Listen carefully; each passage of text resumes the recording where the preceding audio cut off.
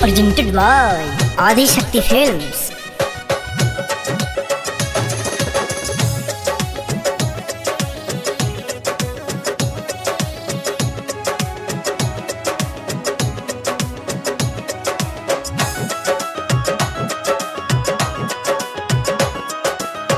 लाल रंग चूड़िया गुलाबी रंग चूड़िया हो, लाल रंग चूड़िया गुलाबी रंग चूड़िया हो, और बीचवा में शोभेला कंगनवा, हाय सिया राम के भजो, और बीचवा में शोभेला कंगनवा, हाय सिया राम के भजो।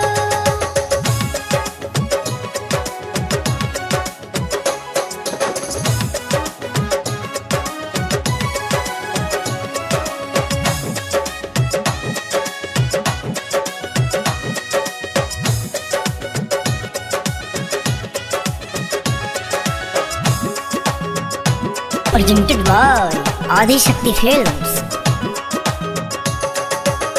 जही कंगना पहिनेली छिनारो बरियतिया बहू, जही कंगना पहिनेली छिनारो बरियतिया बहू, ऊ तो गली गली मांगेली जोरनवा, हाय सिया राम के भजो, ऊ तो गली गली मांगेली जोरनवा, हाय सिया राम के भजो।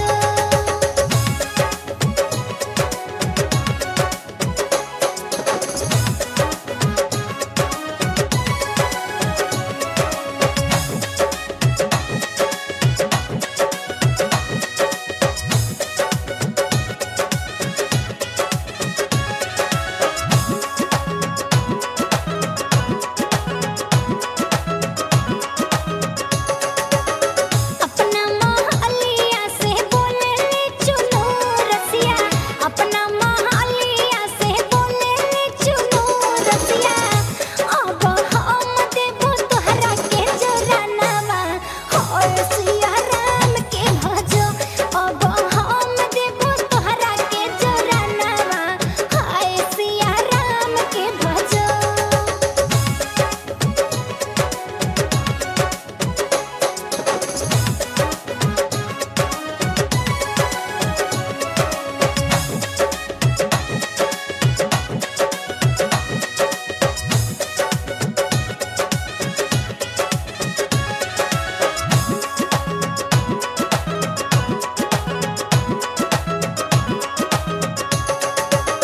हमरो जोरनवा छिनरो बड़ी लक्ष्मणवा हो, हमरो जोरनवा छिनरो बड़ी लक्ष्मणवा हो, अब होई जइहे तोहरो बेटियावा, हाय सिया राम के भजो, अब होई जइहे तोहरो बेटियावा, हाय सिया राम के भजो। Presented by Adi Shakti Films.